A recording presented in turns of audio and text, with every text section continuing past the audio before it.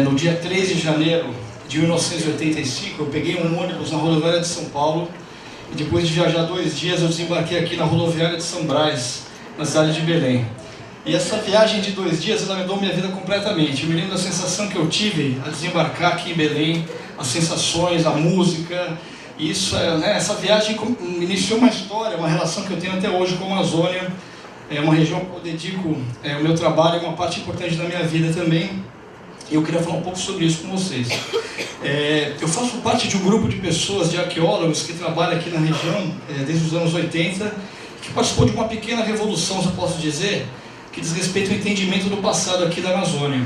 E essa revolução, essa pequena revolução, ela foi gestada em grande parte aqui no Museu Paraense Emílio Guild, que é um tesouro cultural e científico não só da Amazônia, mas do Brasil também. E o que essa revolução tem a ver? Eu queria passar algumas ideias para vocês hoje. E uma delas é a ideia, na época da ditadura militar, era muito comum a gente ouvir a história de que a Amazônia era uma terra sem gente para uma gente que não tinha terra.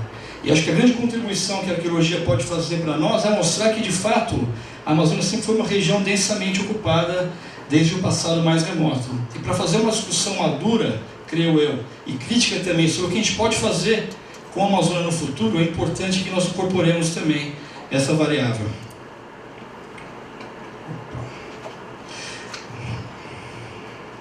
Essas imagens aqui, a gente vê lá em cima uma grande samalmeira no rio Aripuanã, lá no estado do Amazonas. Essa samalmeira está sobre um sítio arqueológico. Nós vemos aqui embaixo no meio alguns fragmentos de cerâmica que estão nesse mesmo local onde cresce essa floresta que parece ser uma floresta virgem. Nessa área também nós vemos um solo escuro que é conhecido como terra preta. Quem já andou pelo interior da Amazônia, por várias cidades aqui, já deve ter visto esses solos de terra preta, e nós sabemos hoje em dia que esses solos não são solos naturais, são solos que foram formados pela atividade humana no passado. Então, os povos indígenas que viveram aqui no passado, eles não só eles exerceram uma ação modificadora. Em alguns casos, a gente pode dizer que eles melhoraram as condições naturais da floresta. Os solos amazônicos normalmente são solos não muito férteis, e eles tiveram a capacidade de modificar através da ação humana e criar esses solos férteis que são as terras pretas. Uma coisa que é muito interessante para quem estuda a arqueologia amazônica é a grande diversidade cultural que a gente vê no passado. A gente fala muito em biodiversidade, que é uma coisa importantíssima aqui na Amazônia, mas a Amazônia também foi berço e ainda é de uma grande sociodiversidade. Essas cerâmicas que a gente está vendo aqui vêm de diferentes partes da região amazônica, do Rio Solimões, da região de Santarém, e a gente percebe, comparando essas grandes tradições artísticas, que não tem nada a ver a tradições artísticas pré-colombianas de outras partes do continente americano, olhando para a variabilidade do desenho, da decoração desses vasos aqui, por exemplo, a gente consegue aprender um pouco dessa grande diversidade cultural. O número de línguas indígenas falado ainda hoje na Amazônia é imenso. A diversidade linguística da Amazônia, ela só tem comparação com a Nova Guiné, lá na região do Pacífico. Não existe nenhum outro lugar do mundo onde existem tantas línguas, são muito ameaçadas, que sejam faladas como é hoje ainda a Amazônia. Então a diversidade cultural da Amazônia é muito grande. E parte dessa riqueza, ela compõe um acervo de museus no Brasil e no exterior, museus na Europa, nos Estados Unidos, aqui no Brasil também. Isso aqui é um exemplo de cerâmicas, por exemplo, da ilha de Marajó. Cerâmicas essas que servem de inspiração para decorar o material que compõe as sacolas, esse TEDx europeu. Mas o que é interessante? A arqueologia está muito perto da vida das pessoas. Quem anda pelo interior da Amazônia, visita as comunidades indígenas, os locais de moradia de caboclos, percebe que é muito comum que as pessoas vivam sobre os sítios arqueológicos. Isso não é à toa. Geralmente os locais onde estão os sítios arqueológicos são os locais que têm os solos mais férteis. São os locais onde a gente vê as castanheiras, por exemplo, que foram formadas pela atividade humana no passado também. São os locais onde nós vemos as terras pretas, onde a roça é muito mais produtiva.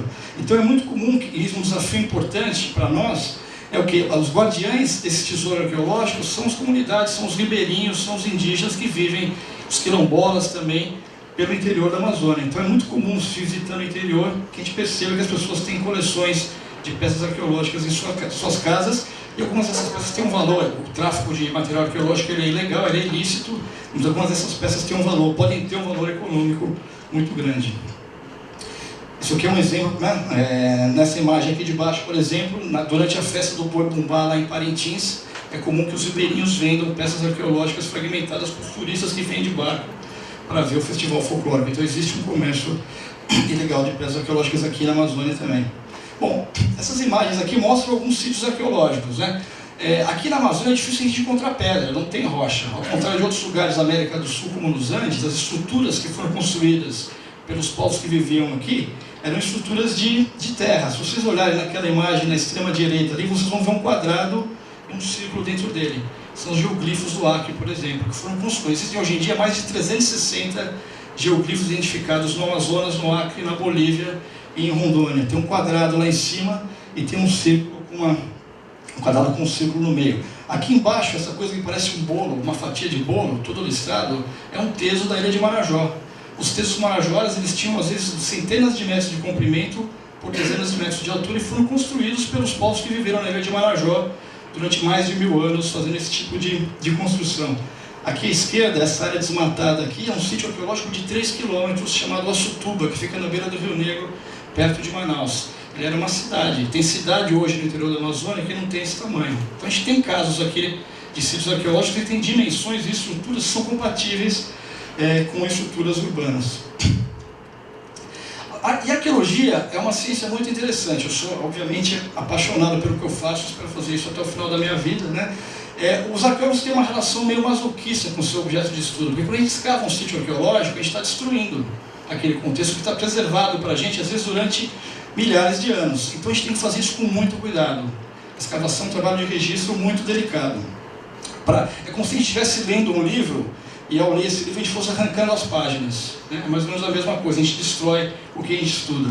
Isso aqui são alguns exemplos de escavações que eu coordeno lá no estado do Amazonas. Mas o que é interessante, quer dizer, o que a gente tem descoberto nos últimos anos é um panorama sobre a economia e a organização social desses grupos que viviam no passado que é bastante surpreendente. Então, como eu disse anteriormente, hoje em dia os arqueólogos aceitam a ideia de que a Amazônia era densamente ocupada antes da conquista europeia. O que aconteceu com os povos que viviam aqui?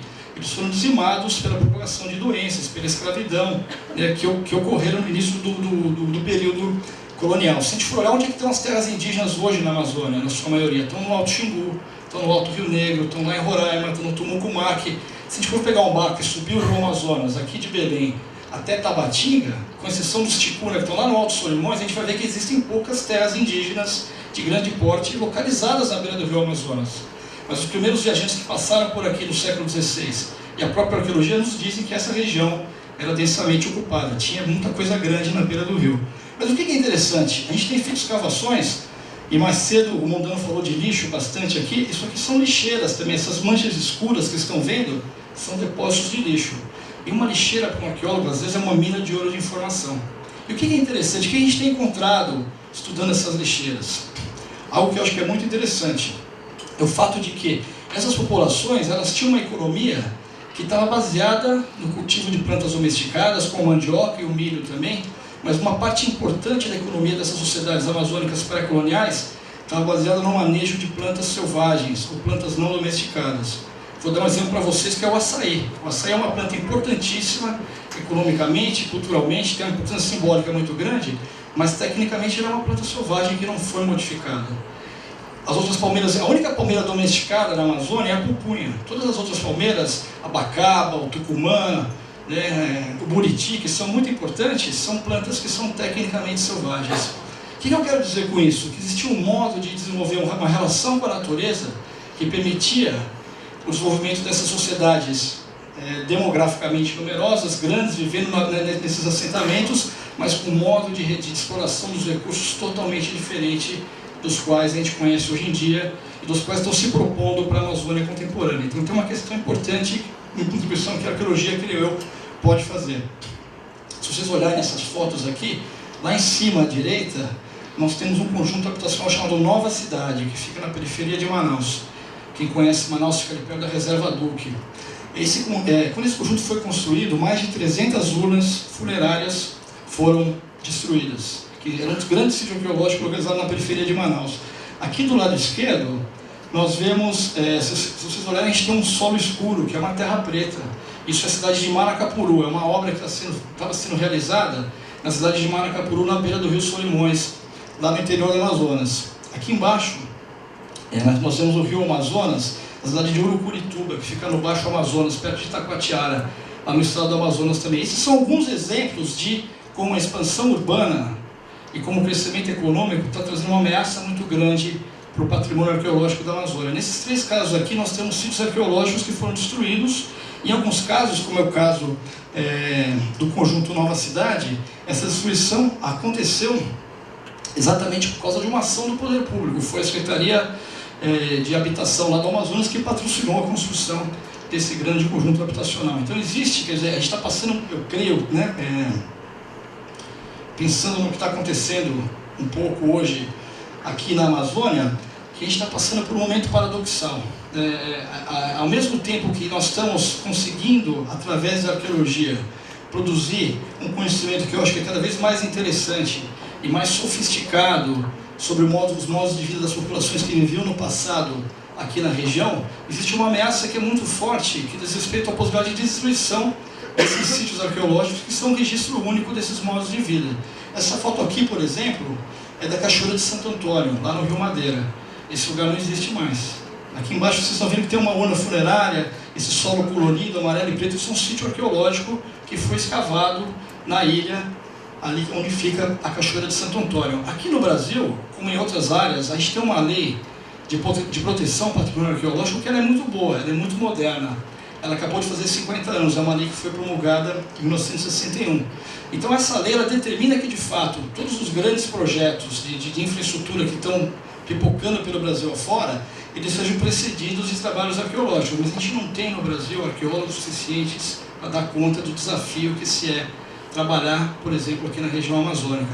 Quando eu penso no que se planeja fazer para o Rio Tapajós, onde 7 usinas, o Rio pode ser, estão sendo planejadas por Tapajós e seus formadores, vai ser impossível. O Rio Tapajós é um rio, foi visitado por um cientista chamado Barbosa Rodrigues no século XIX, o Alto Tapajós. A gente não tem mais, nunca mais foi feita arqueologia, até muito recentemente, na região do Alto Tapajós, que é uma região riquíssima. A gente sabe que a arqueologia de Santarém é muito rica, por exemplo. E qual que é a ameaça agora? A gente pode até cumprir a lei e mandar um monte de arqueólogo para trabalhar, fazer o levantamento arqueológico dessas áreas que vão ser impactadas por essas usinas. Mas eu sei que vai ser impossível, em 2 ou 3 anos, produzir conhecimento de qualidade e com substância sobre o passado dessa região. Mesmo que a gente tenha um exército de arqueólogos trabalhando ali, é muito pouco tempo para se recuperar esse tesouro de informações que a arqueologia pode trazer para a gente. Então, como brasileiro, que trabalha na Amazônia, que ama a Amazônia e que tem esse movimento grande com a arqueologia, eu fico bastante preocupado.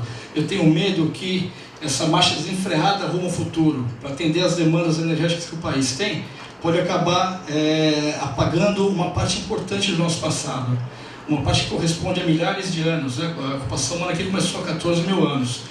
Eu acho que se a gente não conhecer direito esse passado, nós vamos ter condições de nos firmar como um país soberano e orgulhoso no futuro. É isso. Obrigado.